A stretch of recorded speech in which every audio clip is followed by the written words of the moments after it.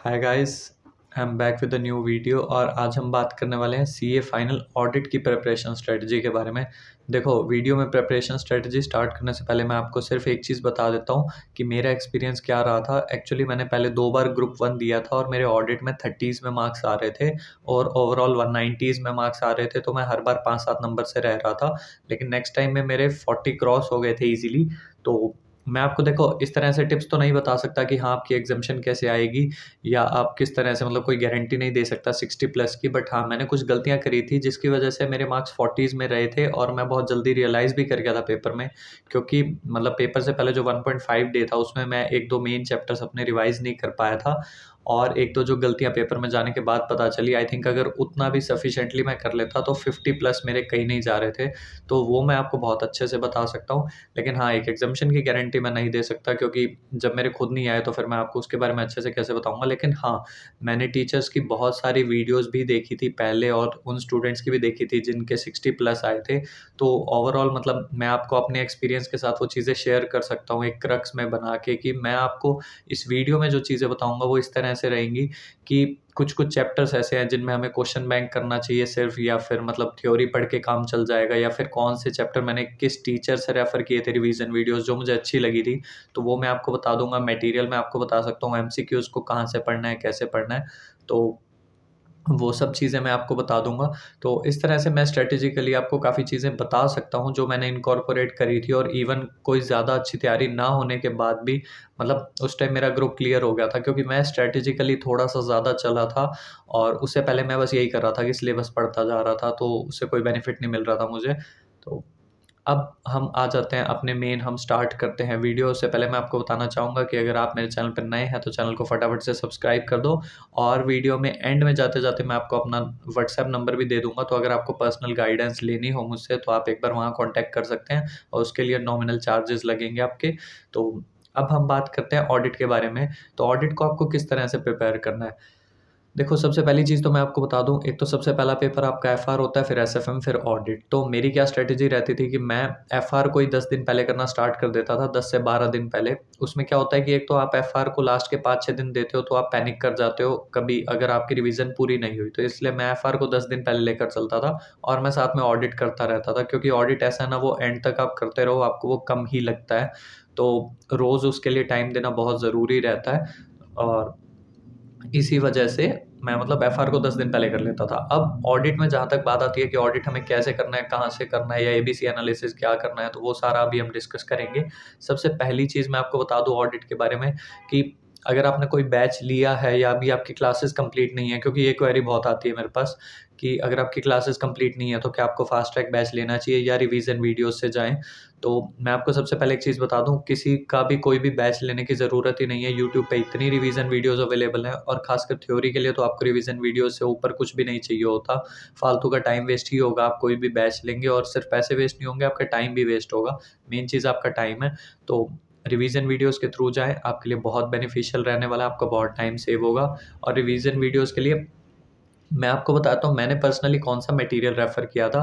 मैंने पंकज गर्ग सर के charts, summary charts refer किए थे और उनका क्वेश्चन बैंक रेफ़र किया था। तो मेरी थोड़ी-सी गलती यहीं पे थी कि मुझे समरी की बजाय फुल बुक रेफ़र करनी चाहिए थी, क्योंकि कुछ-कुछ चीज़ें ना लास्ट में ध्यान नहीं रही और मैं वो समरी चार्ट से पढ़ के गया, तो मुझे ऐसा लगा, एक होता है ना कि आपको वो फुल कॉन्फिडेंस नहीं हो पाता, क्योंकि आपको पता है कि समरी चार्ट्स में वो सारा 100% कवर नहीं करते, क्योंकि वो समरी है। और मैंने ये चीज़ और सब्जेक्ट्स में भी देख ली थी, बट और सब्जेक्ट्स में मैं समरी नहीं करके गया था। तो आई थिंक एक छोटी-सी गलती, 2-4 नंबर जो आपके ज़्यादा आ सकते हैं, वो इसी चीज़ से आ सकते हैं कि आप समरी ना करके जाएँ, बिकॉज़ समरी का कोई फ़ायदा नहीं। जो चैप्टर पढ़ना है वो पूरा पढ़ के जाएँ, नहीं तो फिर आप चैप्टर ही छोड़ दें, वो ज़्यादा बेटर रहेगा आपके लिए। तो ये एक चीज़ हो गई। और मैंने जब पंकज गर्ग सर का क्वेश्चन बैंक करा था तो आई थिंक वो मुझे इनफ इनफ लगता था। और अगर आपको किसी और टीचर का करना है, देखो वो अब आपका पर्सनल कॉल है। आप शुभम केसवानी सर हैं, मैंने सुना है वो बहुत अच्छा पढ़ाते हैं। और एक ऑडिट के लिए अभी recently revision video CA Hemant Somani हैं, उन्होंने भी डालनी स्टार्ट करी हैं, तो उनके व्यूज़ भी मतलब उनकी मैंने देखा रिसेंटली ऊपर-ऊपर आ रही थी यूट्यूब पे वीडियोज़। तो वो आपका पर्सनल कॉल है, आप किस टीचर से पढ़ते हैं। लेकिन मैंने पंकज गर्ग सर का क्वेश्चन बैंक करा था और उससे पहले मैंने सनिध्य सराफ सर का भी क्वेश्चन बैंक यूज़ करा था। तो मुझे लगा थोड़े से पंकज गर्ग सर के क्वेश्चन बैंक में कंटेंट आपका अच्छे से कवर्ड था, थोड़ा ज़्यादा कवर्ड था। तो इस वजह से मैंने वही प्रेफ़र किया था एंड में भी। तो मतलब मुझे वो बेटर लगा पर्सनली। और अगर आपको किसी और टीचर का रिव्यू चाहिए तो आई थिंक वो आप उनसे पूछ सकते हैं जो अभी कर रहे हैं, क्योंकि मैं हर टीचर के बारे में आपको नहीं बता सकता। अब हम आ जाते हैं नेक्स्ट चीज़ पे, जो कि है मटेरियल। मैंने आपको बता दिया। यूट्यूब वीडियोज़ अब आपको कैसे फॉलो करनी है वो मैं आपको थोड़ा-सा चैप्टर वाइज़ बता दूँगा। सबसे पहले हम ब बात कर लेते हैं एक बार एमसीक्यूज़ की, क्योंकि 30 मार्क्स तो आपके एमसीक्यूज़ ही कवर करते हैं। तो एमसीक्यूज़ के बारे में मैं आपको एक चीज़ बता दूँ कि एमसीक्यूज़ आपको करके जाना बहुत ज़रूरी रहता है। अब क्योंकि एमसीक्यूज़ अब केस स्टडी बेस्ड भी आते हैं, एक हाई लेवल के एमसीक्यूज़ आते हैं, और 30 मार्क्स जब वो आपके कवर कर रहे हैं ना, तो आई थिंक आपको उतनी वेटेज देनी चाहिए कि आप एमसीक्यूज़ की प्रैक्टिस करके जाओ। और एमसीक्यूज़ जो करने हैं सिर्फ़ आईसीएआई के करने हैं, उसके अलावा कोई भी करने की ज़रूरत नहीं है। और जहाँ तक एमसीक्यूज़ की वीडियोज़ की बात है, तो एक सीए अंशिता मित्तल हैं, उन्होंने एमसीक्यूज़ की वीडियोज़ डाल रखी हैं, और सीए कपिल गोयल सर हैं, उन्होंने एमसीक्यूज़ का डिस्कशन कर रखा है। तो आप वहाँ से देख सकते हो एमसीक्यूज़। और कोई टीचर आपको बेटर लगे तो आप कहीं से भी कर सकते हो। अल्टीमेटली आपको एमसीक्यूज़, केस स्टडी डाइजेस्ट जो भी है, मतलब केस स्टडी बेस्ड एमसीक्यूज़ हैं आपके, वो सारी चीज़ें आपको करके जानी हैं, क्योंकि आईसीएआई का आप जितना मटेरियल करके जाएँगे उतने आपके पास होने के चांसेस बहुत बढ़ जाते हैं, और अच्छे मार्क्स है वो भी। तो आई पर्सनली फ़ील आपको ये करना चाहिए। अब एक चीज़ और आ जाती है कि पेपर जो है ना ऑडिट का, अब उसमें क्या रहता है रिसेंटली जो आपके पिछले कुछ अटेम्प्ट से देखा गया, तो पेपर में एक तो एबीसी एनालिसिस ना कुछ भी फॉलो नहीं हो रहा है ऐसा एज सच। और आईसीआई का जहाँ से मन करता है वो वहाँ से पेपर, मतलब क्वेश्चंस किसी भी चैप्टर से दे देते हैं। जैसे कि जीएसटी में होता है कि ऑलमोस्ट सारा ही कवर हो जाता है, तो सेम वे ऑडिट में भी यही चल रहा है कि सारा कवर हो जाता है। तो मेरे हिसाब से एबीसी एनालिसिस इतना रेलिवेंट नहीं रहता, रैदर ये रेलिवेंट रहता है कि आप किस चैप्टर को कितना पढ़ रहे हैं, कितने एफर्ट्स लगा रहे हैं। क्योंकि कुछ चैप्टर्स में आप कम एफर्ट्स भी लगाएंगे तो भी चलेगा, और कुछ में ज़्यादा लगाने पड़ते हैं, तो वो चीज़ें मैं आपको सारी अभी बता दूंगा। और एक चीज़ ये है जो मैंने आपको बताया कि टैक्स ऑडिट जो है उसको आपको बिल्कुल भी स्किप मत करना, क्योंकि एक नहीं अब तो 2-2 क्वेश्चन भी आ जाते हैं। तो 8 से 10 नंबर की वेटेज है टैक्स ऑडिट की, तो वो आप जितना अच्छे से करके जाएँगे उतना ही आपके लिए बेनिफिशियल रहेगा। मैं यही स्किप कर गया था, तो इस वजह से मेरे कहीं न कहीं वहाँ पे 8-10 नंबर मिस हो गए, और एटलीस्ट वहाँ पे 5 भी आते तो मेरे 50 क्रॉस हो जाते। तो इसलिए मैं आपको बता रहा हूँ कि आप ये करके जाएँ, और जो मैंने 1-2 फ्लॉज़ आपको पहले बताए थे, वो भी आप अगर अच्छे से कंप्लीट कर लेंगे चीज़ों को, तो आपके मार्क्स अच्छे आ जाएँगे। हम आगे चलते हैं, बात करते हैं एमसीक्यूज़ पे। मैंने आपको बता दिया आईसीएआई के ही करें। उसके बाद देखो मैं आपको एक चीज़ बता देता हूँ पहले, चैप्टर वाइज़ बताने से पहले, कि वीडियोज़ को आप एमपी3 में कन्वर्ट कर लें, ऑडियोज़ में कन्वर्ट कर लें, वो आपके लिए बेस्ट रहता है। क्योंकि ऑडिट ना रिवीजन बहुत माँगता है कि बार-बार उन चीज़ों को सुनते रहें, तो वो तभी हो पाएगा जैसे आप ऑडियो में कन्वर्ट कर लेंगे, या यूट्यूब पे वीडियोज़ डिफरेंट टीचर्स की सुनते रहेंगे, बार-बार सुनेंगे। जैसे खाना खाया उसके बाद वॉक कर रहे हैं तब आप सुन सकते हैं। सुबह उठ के मॉर्निंग में फर्स्ट थिंग आप यही कर सकते हैं कि आप थोड़ी बहुत ऑडिट ही पढ़ लें, और या फिर ऑडियो सुन लें एटलीस्ट। तो आपको लगता है कुछ ना कुछ चीज़ रिवाइज़ हो रही है, और जितनी बार आपके दिमाग में बैठेगा उतने आपके मतलब पास होने के चांसेस बढ़ जाते हैं, क्योंकि आपको वो चीज़ें रिकॉल हो जाती हैं। और ऑडिट में सारा खेलना यही है, मतलब 30% आप कह सकते हो अंडरस्टैंडिंग की चीज़ है, बाकी 70% जो है ना वो ऑडिट में रट्टा ही है, तो वो रट्टा मारना ही पड़ेगा। और वो ऐसे ही लगेगा जब आप मल्टीपल टाइम्स ऑडिट, मतलब दिन में 2-3 घंटे तो आप रिवीजन वीडियो सुन के निकाल दें ऑडिट, और ये रोज़ करते रहें अगले 2 महीने तक, ताकि आपको ऑडिट में फिर दिक्कत ना आए। और उसके बाद हम आ जाते हैं कि एक क्वेश्चन आता है रिवीजन कितनी बार करनी चाहिए। तो मेरे हिसाब से रिवीजन आपको 3 बार करनी चाहिए, और जिसमें कि ये रहता है कि आप पहले 1-2 बार पढ़ते हैं तो आपके थोड़े कंसेप्ट्स क्लियर होते हैं, और जब आप थर्ड टाइम तक कर लेते हैं तो आपको चीज़ें टिप्स पे होने लग जाती है। और आई थिंक 3 रिवीजन तो बहुत मिनिमम मैं आपको बता रहा हूँ, ऑडिट तो जितनी बार सुनेंगे उतना कम है। हम आ जाते हैं पहले एक चीज़ पे, जो कि है चैप्टर वाइज़ मैं आपको बता देता हूँ, और मैं आपको ये भी बता दूँगा कि कौन से टीचर्स को मैंने रेफ़र किया है। तो सबसे पहले देखो हम बात कर लेते हैं स्टैंडर्ड्स की, जो कि 30 मार्क्स के आते हैं। मैं आपको फ्रैंकली बताऊँ, स्टैंडर्ड्स पे आप बहुत ज़्यादा मेहनत करते हैं, आप करो। लेकिन एक चीज़ याद रखना, वो 30 मार्क्स के आते ज़रूर है, लेकिन पेपर में 5-7 नंबर से ज़्यादा आपको जनरली नहीं मिलते, और ये मैं उनके लिए बता रहा हूँ जिनके 40s के आस-पास मार्क्स रहते हैं, और या फिर जिनके 40 भी नहीं आते, तो वो अपना पेपर निकलवा के देख लेना।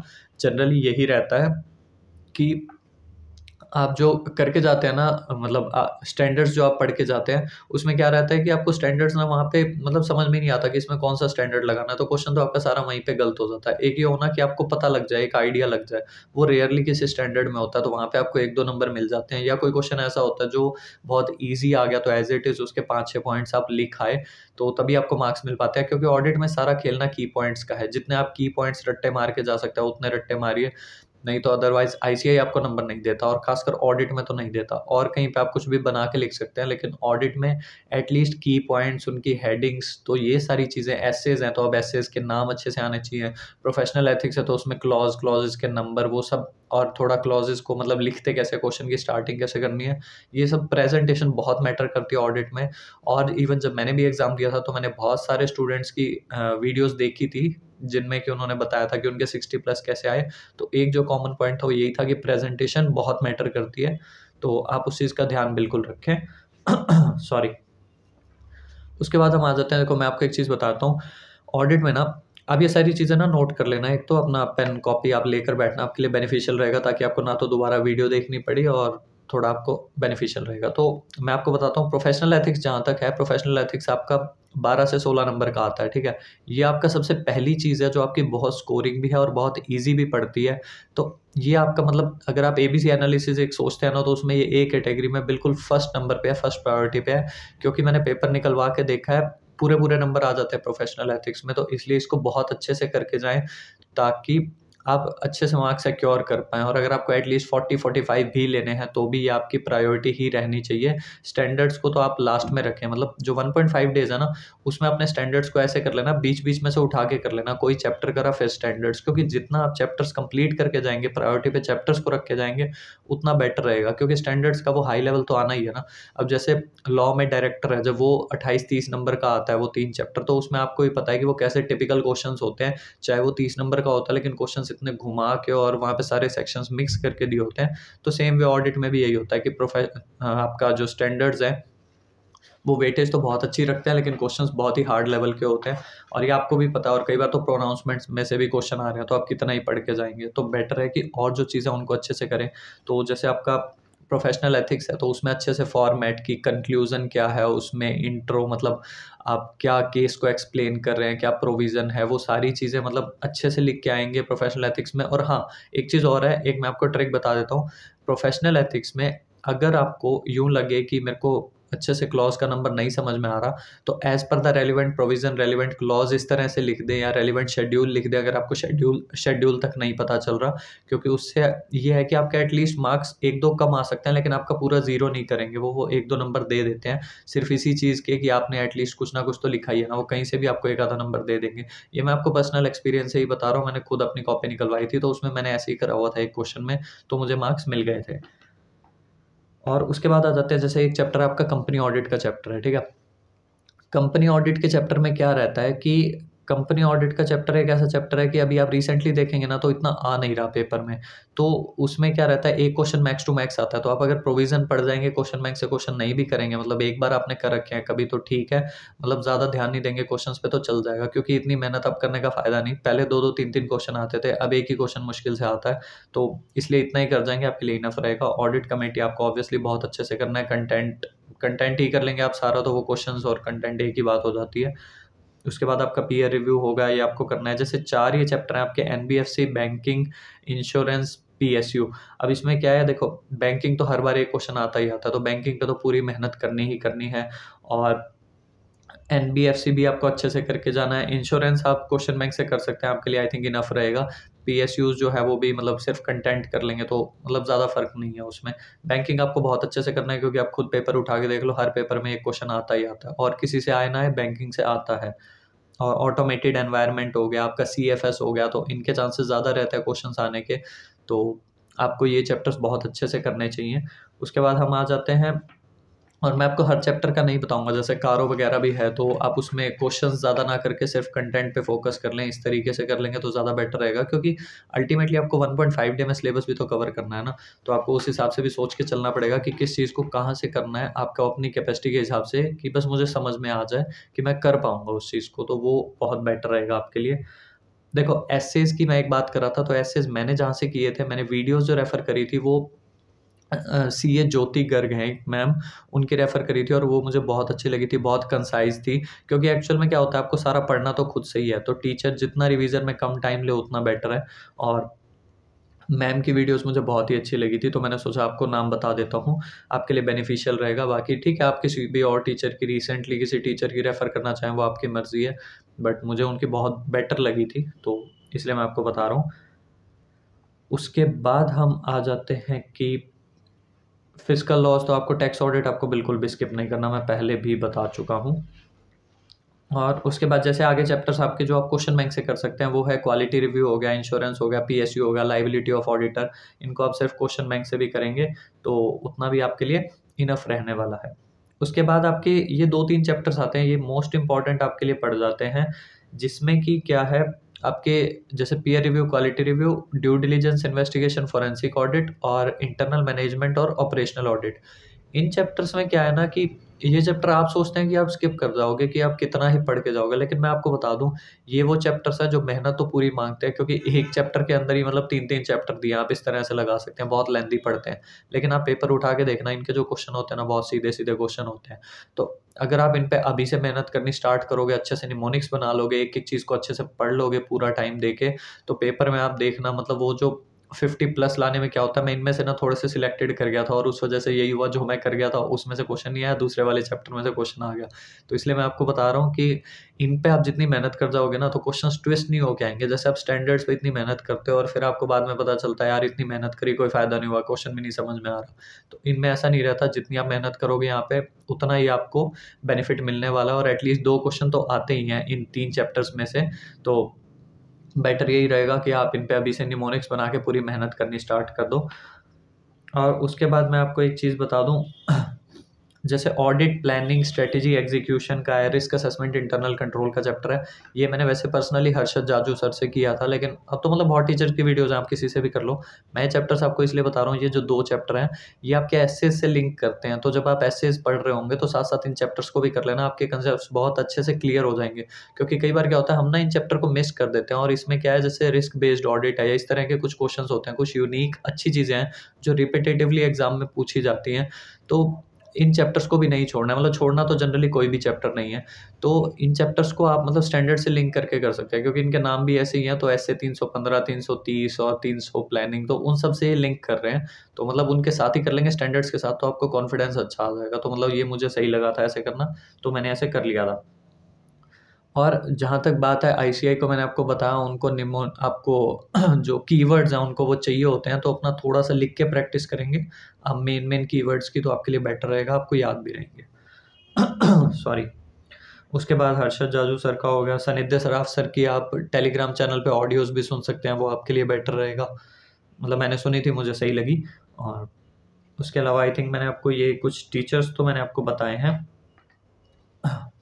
हम आ जाते हैं उसके बाद, आपको बताता हूँ मैं कि एमटीपी, आरटीपी और पास्ट पेपर का क्या करना है अब आपको।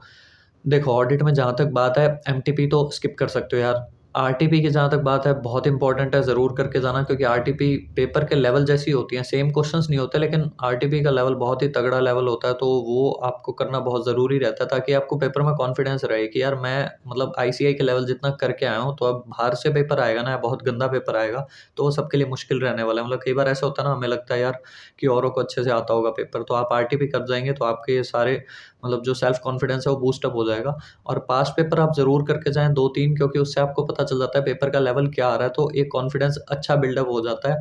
और अदर देन आप सिर्फ सोचें कि या मैं सिर्फ आरटीपी कर लूँ या सिर्फ पास्ट पेपर कर लूँ, तो नहीं, आपको दोनों ही करके जाने हैं। और आरटीपी तो सारी ही करके जानी है, लेकिन पास्ट पेपर आप 2-3 कर सकते हैं, इनफ रहेगा। 2 कर लीजिए एटलीस्ट। और हाँ, 1-2 पेपर रिटन प्रैक्टिस लिख के कर लेना, ताकि आपको पता चल जाए 3 घंटे में कैसे करना है। एक बहुत इंपॉर्टेंट चीज़ मैं आपको बता देता हूँ, एमसीक्यूज़ को कैसे मैनेज करना है पेपर में। पेपर में क्या होता है, एक टाइम डिसाइड करके चलना कि मेरे को आधे घंटे में ही एमसीक्यूज़ करने हैं, ठीक है? वो मैं आपको इसलिए कह रहा हूँ क्योंकि अगर आप 30 मिनट से ऊपर एमसीक्यूज़ में जाएँगे ना, आप सोचें मैं 1 घंटा दे दूँ एमसीक्यूज़ में, 2 घंटे में आपकी थ्योरी पूरी नहीं होगी। और पेपर में आपको ही पता है एमसीक्यूज़ ऐसे रहते हैं कि आपको मतलब कन्फ्यूज़िंग रहता है, और अगर नंबर आए तो पूरे 2 आएँगे, नहीं तो बिल्कुल 0 आएँगे। तो इसलिए सिर्फ एमसीक्यूज़ के भरोसे नहीं बैठना है। एमसीक्यूज़ तो चाहे लास्ट में आप मतलब ऐसे आँख बंद करके भी लगा दो, लेकिन जब तक थ्योरी पूरी नहीं लिख के आओगे तो फिर मतलब आप समझ लेना कि आपका अटेम्प्ट जा सकता है उसमें, क्योंकि 40s लाने में ही बहुत दिक्कत रहती है। तो इसलिए मेरे हिसाब से तो बेटर ये रहेगा कि आप एमसीक्यूज़ को एक टाइम लिमिट सेट करके चलें, 30 मिनट्स में ही रखें, और 30 के 35 हो जाए बाद की बात है। थोड़ा बहुत छूट रहा है एमसीक्यूज़ तो पहले थ्योरी स्टार्ट कर दें, बिकॉज़ थ्योरी में रिस्क नहीं लेना है। एमसीक्यूज़ तो आप फिर भी फिलअप कर दोगे वहाँ पे, 1 सेकंड में जल्दी-जल्दी लगा दोगे एंड टाइम पे। तो ये एक टिप थी आपके लिए।